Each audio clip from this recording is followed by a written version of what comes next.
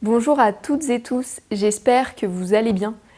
Je suis Alexandra Cellero et j'accompagne les femmes à incarner leur plein potentiel sur Terre et dans leur famille.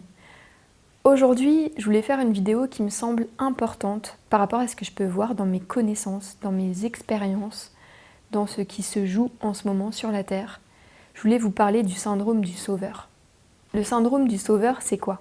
Au-delà d'un syndrome, le sauveur, c'est un petit personnage à l'intérieur de nous, qui s'est construit au fil de nos expériences de vie. Ça a pu commencer très tôt, bien avant la conception. Parce que parfois, on a été conçu, inconsciemment ou consciemment, comme étant l'enfant sauveur de la famille. Celui qui va sauver un couple, celui qui va sauver une famille entière. Et donc on porte cette vibration. Je suis celui qui sauve. Il se peut aussi qu'au fil de nos expériences, le couple parental continue de se déchirer même après la naissance et on va devenir l'enfant thérapeute, l'enfant confident, à qui on confie ses états d'âme, à qui on confie ses émotions, à qui on confie ses doutes, ses interrogations, ses peines aussi. Et donc, celui qui sauve, qui prend en charge les émotions des autres, et d'autant plus des adultes. Il se peut aussi qu'en arrivant sur Terre, on ait une grande conscience. Cette grande ouverture de conscience amène ce sentiment de ne pas être de ce monde, mais d'être venu pour aider ce monde, d'être venu sur cette Terre pour transformer l'obscurité en clarté, ce que nous faisons tous et toutes. Mais nous pouvons avoir ce sentiment d'être venus pour sauver la Terre. Il se peut aussi que j'ai été un enfant et donc que je sois un adulte naturellement empathe, ma conscience est ouverte et mes corps aussi, dont mon corps émotionnel, qui perçoit, reçoit, capte des informations extérieures, ce qu'il y a à l'extérieur, ce qui résonne à l'extérieur, dans un lieu, chez les gens. On a cette capacité de percevoir, de percer et voir, de ressentir au-delà. Et quand on est enfant, on ne sait pas quoi faire de ça. Et on va, petit à petit, prendre en charge ça, absorber ça, parce qu'il est encore difficile d'apprendre à discerner. Et plus tard, en grandissant, personne, ou en tout cas c'est très rare, n'apprend encore à l'école aux enfants à discerner leurs émotions ou les informations subtiles qu'ils captent. Donc on prend en charge, on se sent responsable d'eux. Le petit personnage du sauveur intérieur se construit.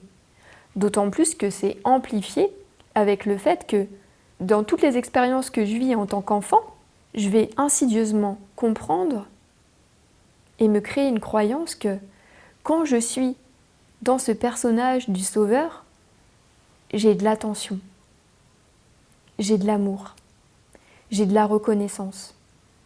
Quand je sauve, quand j'aide, quand je prends en charge, même ce qui n'est pas à moi, je reçois de l'amour. Et ce qu'on a envie, en tant qu'enfant, en tant qu'être humain, c'est de recevoir de l'amour. Donc, ce personnage du sauveur va se construire, va s'établir et va me coller à la peau. Et comme j'en ai pas toujours conscience, ce personnage du sauveur va m'habiter, je vais être habitée par lui et je vais le nourrir en permanence. Je vais alimenter toutes ces croyances, tous ces systèmes de croyances, tous ces systèmes de comportement et toute sa structure vibratoire à l'intérieur de moi. Qu'est-ce que ça va donner, ça, dans mon quotidien? Je vais être au contact d'un faux self en permanence. C'est un faux moi, une fausse perception de moi-même et aussi une fausse perception de la vie, une fausse perception de la réalité. Donc ça va me jouer des tours. Je vais parfois tomber sur des mauvaises relations ou bien rencontrer des relations toxiques, ou bien moi-même me faire vivre de la toxicité intérieure. Sans m'en rendre compte, c'est inconscient, bien sûr. Ce petit personnage du sauveur, il s'est mis en place à un moment donné, effectivement pour me protéger de certaines choses. Pour me protéger d'une blessure, de rejet, d'abandon, de trahison, d'humiliation, peu importe. Il s'est mis en place par protection, pour se protéger de quelque chose qui fait mal, de quelque chose qui fait souffrir. Et au fur et à mesure que l'on grandit, ce personnage prend de l'espace, prend de la place, se nourrit, crée des schémas répétitifs, des patterns à l'intérieur de nous, et là, de protecteur, pour moi, se transforme en saboteur intérieur. Parce que ça sabote ma vie. Ça sabote, comme on disait, mes relations.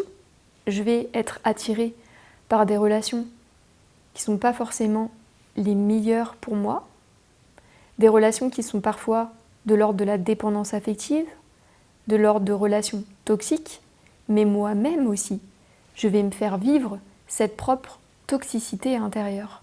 Pourquoi je me fais vivre cette propre toxicité intérieure ? Parce que mon rôle, c'est de sauver. Et en sauvant, mon rôle, c'est d'absorber, de prendre en charge. Donc, partout où je vais, je suis le sauveur qui écoute, qui est empathique, qui prend en charge les émotions des autres, leurs insécurités, leurs problématiques, leur stress, leurs inconforts. Je prends en charge ça. Je m'adapte à ça. Je me suradapte à ça parce que je dois sauver. Je dois les sauver. C'est de ma responsabilité. Donc ce n'est pas de leur responsabilité. Je suis responsable de ce que ressentent les autres. Je suis responsable du malheur ou du bonheur des autres. Ça, c'est mon rôle. C'est ma perception. C'est ma vie. Et où est la place à ma vérité là-dedans? Il n'y a pas de place pour ça. Donc en ça, ça va m'amener une forme de toxicité dans mon quotidien. Je me fais pas forcément du bien.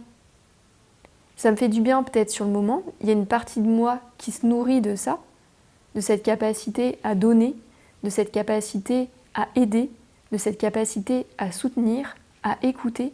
Mais il y a une autre partie de moi qui est rongée par ça, qui a mal, qui souffre, qui ne se sent pas confortable, qui est tiraillée aussi à l'intérieur et qui parfois, de sauveur, se transforme en victime en se disant « Mais pourquoi moi on ne m'écoute pas ?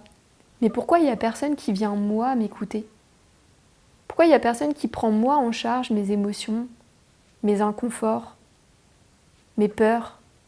Pourquoi il n'y a personne qui est véritablement à l'écoute de moi-même ? Et pourquoi c'est toujours moi qui dois aller vers les autres, toujours moi qui dois créer du lien, toujours moi qui dois écouter ? Et parce que c'est toi qui le construis, ce personnage. Parce que c'est toi qui te positionnes à partir de ce personnage à l'intérieur de toi. Et en ça, ça amène cette toxicité intérieure, y compris dans tes relations, où tu vas t'adapter à ton partenaire ou ta partenaire, où tu vas faire en fonction de ta partenaire ou de ton partenaire, en fonction de ses envies, en fonction de ses besoins, en fonction de ses attentes, en fonction de ses états d'humeur. Tu vas continuellement être en suradaptation parce que tu as la croyance que c'est ça que tu dois être et donc faire. Et forcément, on tombe dans ce fameux jeu, dans ce fameux triangle de Cartman. Sauveur, bourreau, victime. Quand je ne suis pas celle qui sauve, je suis victime des autres, je suis victime de la vie. Et parfois, je peux devenir également le bourreau. Les rôles s'inversent. Et je vis ça dans toutes mes relations, dans tous les domaines, inconsciemment et insidieusement. Parce que parfois, on a plus tendance à en prendre conscience dans nos relations, dans les relations de couple. Mais si on vit ça, si ce personnage nous habite dans notre relation de couple, on le vit aussi dans nos relations amicales. On le vit aussi dans nos relations professionnelles. C'est en place partout. parce que c'est à l'intérieur de nous, c'est intérieur à nous. Donc on se le fait vivre déjà nous-mêmes, et donc par voie de conséquence, puisque c'est quelque chose qui est intérieur à nous, où les autres ne sont pas responsables de ça, eh bien ça colonise tous les espaces en nous, et donc ce qui se vit à l'extérieur de nous. C'est pareil avec nos amis. On va être celle qui appelle, qui prend le téléphone, qui prend des nouvelles, qui écoute, parce qu'on l'appelle à chaque fois qu'il y a un problème, parce que vous êtes la personne qui trouve les solutions ou qui amène du réconfort. Donc on vous appelle vous dans ces moments-là, mais qui vous appelle si vous arrêtez d'appeler? Donc vous allez vivre ça aussi dans vos relations amicales. Professionnellement, c'est pareil. Vous pouvez être celle qui est toujours là, qui rend service, qui aide, qui va prendre en charge l'oubli d'un dossier et qui va aider, encore sauver les uns les autres. Être au service des autres plutôt que d'être à votre propre service. Parce que ça devient votre réalité, qu'il est plus facile finalement d'être au contact des émotions des autres, d'être au contact de l'inconfort des autres, que de regarder à l'intérieur de vous et de ressentir vos propres inconforts, parce que vous ne l'avez pas appris. On ne vous l'a pas appris. Le sauveur, il ne sait pas faire ça. Il est tourné vers l'extérieur. Il a donné son pouvoir à l'extérieur, et une fois qu'il se rend compte que son pouvoir est donné à l'extérieur, il se fait du mal, parce qu'il se rend compte que c'est pas lui qui est aux commandes, qu'il ne sait pas poser ses limites. Ou plutôt, devrais-je dire, qu'on ne respecte pas ses limites. En fait, il ne sait pas les poser. Il n'a pas posé de limites. Donc comment les autres peuvent les respecter, les limites? Les autres, ils sont pour rien. Ils continuent d'agir comme ils ont toujours agi. Quand on n'est pas à l'écoute de soi, de ses besoins, de ses envies, les autres le captent aussi. Ils le savent. Ils ne se posent même pas la question. Ça vibre et ça transpire de vous. Donc il n'y a pas à se poser la question, est-ce que vous savez faire, vous ne savez pas faire, vous êtes comme ça. Et quand vous allez changer, forcément, ça va changer toutes vos relations. Et ça, c'est aussi parfois ce qui nous maintient dans notre petit personnage intérieur, dans notre faux moi, et ce qui nous maintient à continuer de nous auto-saboter. Parce qu'il y a une part en nous qui est nourrie de ça. Parce qu'il y a une part en nous qui a des avantages à ça. L'avantage, c'est d'être reconnu. L'avantage, c'est de recevoir de l'attention, de l'amour, de faire partie d'un groupe d'amis, d'avoir une relation, de ne pas être seul, d'être peut-être valorisé par nos collègues de travail, etc., etc. Donc, forcément, on en retire quelque chose. Mais à quel prix? Et ce qui se passe aussi, c'est la difficulté à continuer d'exister sans ça. Comme je me suis créée sur ce personnage, comme toute ma vie a été orchestrée, structurée à partir de cet état intérieur. Qui je suis sans ça? Est-ce que je peux exister sans ça? Ça fait peur, c'est flippant. Qui suis-je sans ces traits de personnalité? Sans cette nature que je crois être moi? Qui je suis? Il y a un côté qui a tellement peur, qui commence à trembler, qu'on préfère rester dans quelque chose qui est vraiment inconfortable, qui ne nous rend pas heureux et heureuses, qui ne nous fait pas nous sentir épanouis, mais qui est sécurisant d'un certain côté.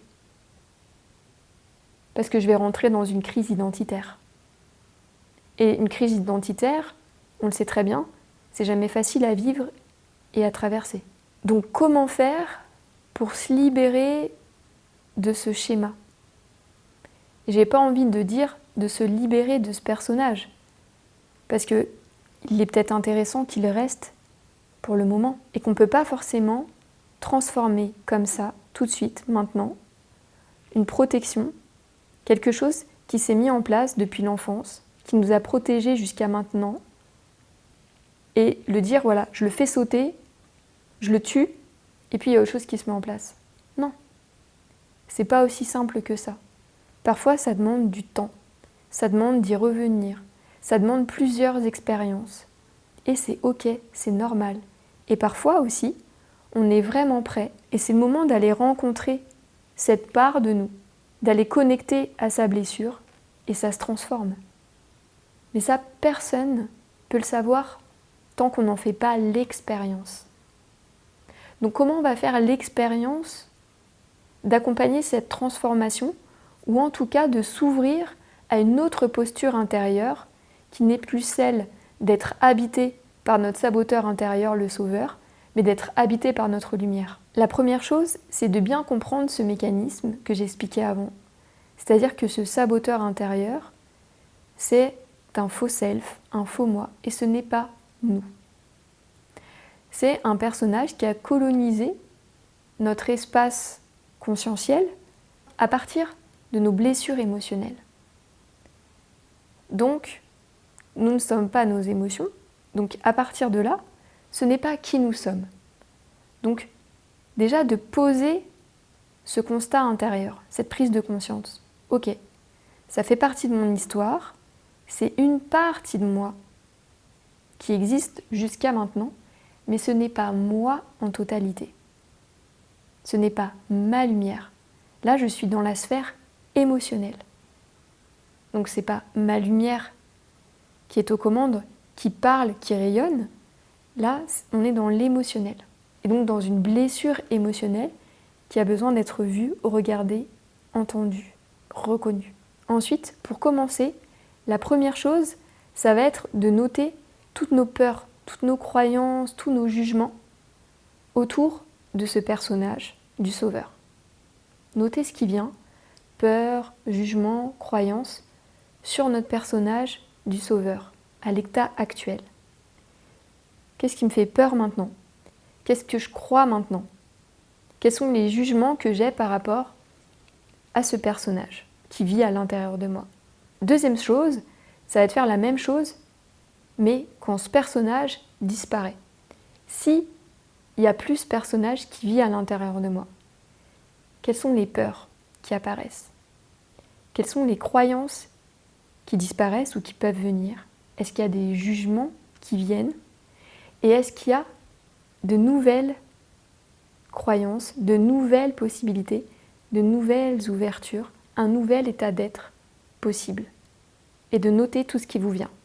On peut aussi noter quels sont les avantages à garder ça et les inconvénients. Et si je lâche ce personnage, quels sont les avantages et les inconvénients? Et de noter tout ça. Avoir comme ça un scope, un périmètre, une vision globale de ce qui se joue à l'intérieur de nous, dans nos croyances, dans nos schémas, dans les histoires qu'on se raconte. Ensuite, une chose qui peut être intéressante, qu'on oublie parfois, c'est d'aller se connecter à notre moi du futur. La version de nous qui a déjà libéré ce personnage, qui est déjà dans sa lumière, qui s'assume et qui ne vit plus à partir de cet état d'être du sauveur intérieur, mais qui vit à partir de sa lumière. Cette femme ou cet homme qui s'assume. Vous pouvez le dire le mot que vous voulez, cette femme, cet homme qui est épanoui. Cette femme, cet homme qui vit à partir de son âme. Et comme ça, de vous connecter, aller dans cette ligne du temps et de vous connecter à cet homme et cette femme qui vibrent dans le futur, dans cette fréquence d'épanouissement, de joie, de jouissance, d'abondance, que sais-je, et ressentir ce qui se passe dans votre corps. Qu'est-ce qui se passe? Quelles sont les nouvelles sensations? Qu'est-ce que ça procure? Qu'est-ce que ça met dans la vie? Quels sont les possibles qui s'ouvrent? Et de noter tout ça. Et au-delà de le noter, de vous y connecter pour commencer à nourrir ça, pour commencer à laisser descendre ça, cette énergie à l'intérieur de vous et au fur et à mesure, arrêter d'alimenter le sauveur. Parce que dès que vous continuez d'alimenter le sauveur par vos mécanismes, par vos comportements, dans vos relations, dans votre vie, dans votre propre toxicité, vous continuez d'alimenter ce schéma, ce pattern. Donc l'idée c'est d'arrêter de l'alimenter.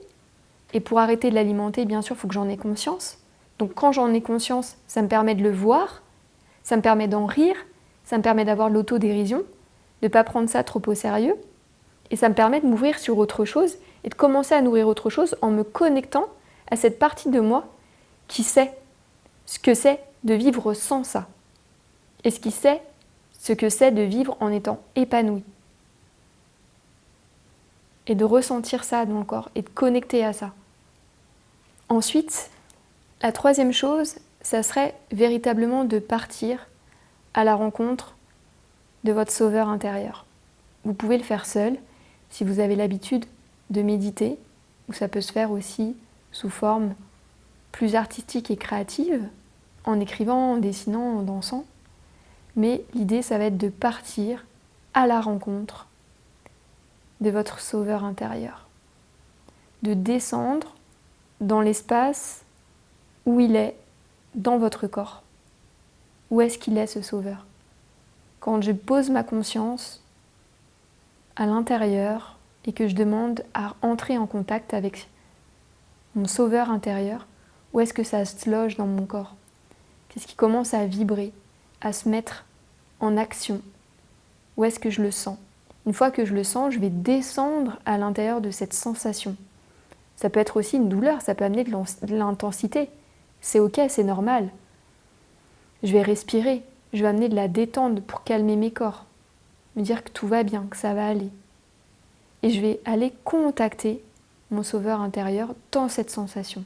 Comme si je partais à la rencontre de quelqu'un que je ne connais pas vraiment, en fait qui m'habite, que je sens, mais que je suis vraiment jamais allée voir comme ça en face à face.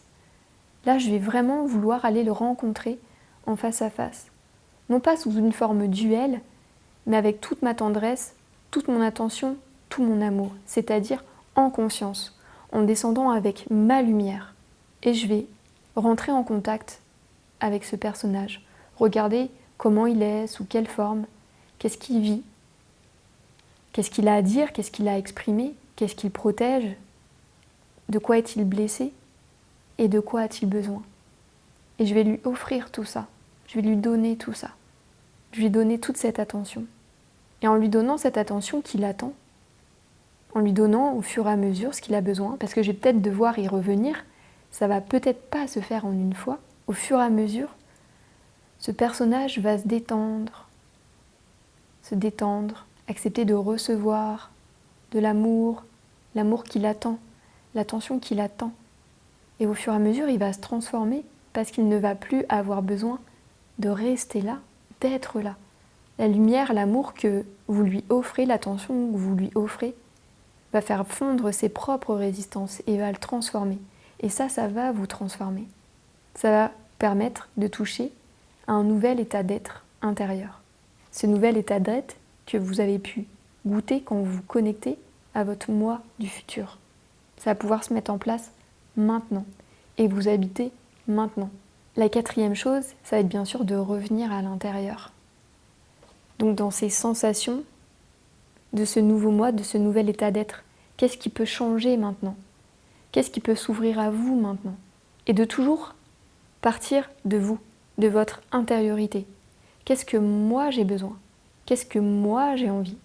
Qu'est-ce qui est ma priorité, mon essentiel à moi ici et maintenant? De quoi j'ai besoin de me nourrir moi? Comment je peux cultiver mon énergie moi? Comment je peux moi prendre en charge mes propres émotions? Parce que je suis là pour ça. Je suis là avant tout pour me sauver moi, pour m'aider moi. Aide-toi et le ciel t'aidera.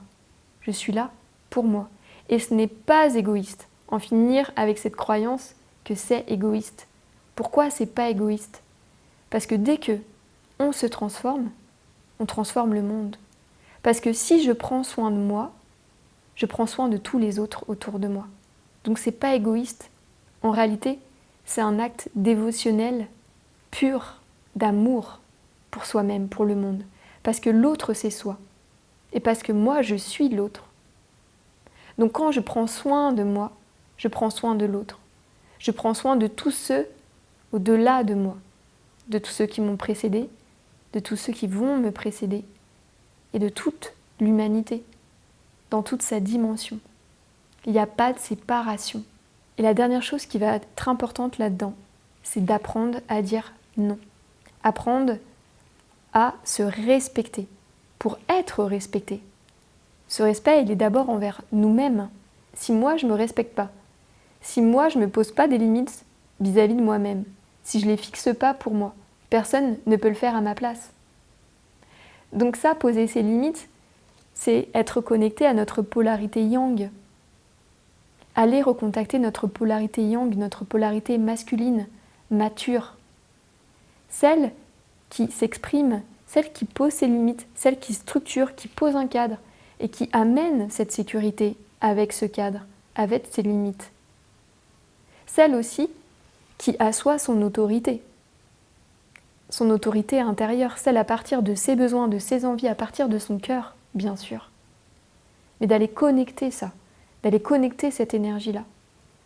Si on n'arrive pas à la connecter, amusons-nous à y aller, autorisons-nous à y goûter, faisons l'effort de. Ça ne va pas venir naturellement puisque ce n'est pas naturel chez nous. Alors, allons nous connecter à ça. Et là, il y a plein de choses pour se connecter à ça. Déjà, le faire en intériorité, d'aller demander à notre conscience de nous mettre au contact de notre énergie masculine, mature. C'est quoi une énergie masculine mature? Est-ce que je peux goûter à ça, là, en l'espace d'un instant? Comment je peux le goûter dans mon corps? Je peux aussi, pour ça, m'amuser à faire des mises en situation, des jeux de rôle où je dis non, je pose mes limites, je ressens cette énergie dans mon corps quand je dis non, quand je pose mes limites. J'ai pas réussi aujourd'hui, je refais la scène chez moi, à l'intérieur, je me fais une petite mise en situation et je dis les choses quand je dis non, quand je pose la limite que j'ai pas posée. Qu'est-ce que ça fait? Ah, ça fait ça. Ok, je reste connectée à ça. Je me permets d'habiter cette énergie, de contacter cette énergie. Après, je peux bien sûr consteller ces archétypes à l'intérieur de moi, me faire accompagner pour ça. Je peux aussi me connecter à des pratiques plus yang, comme des pratiques sportives, qui vont me connecter à cette énergie yang, qui vont me permettre de toucher à cette énergie yang. Et ça va la faire habiter à l'intérieur de moi, et ça va me permettre de renouer avec cette énergie qui est saine pour moi. Je vous souhaite de belles libérations et de vous remettre au centre de votre existence.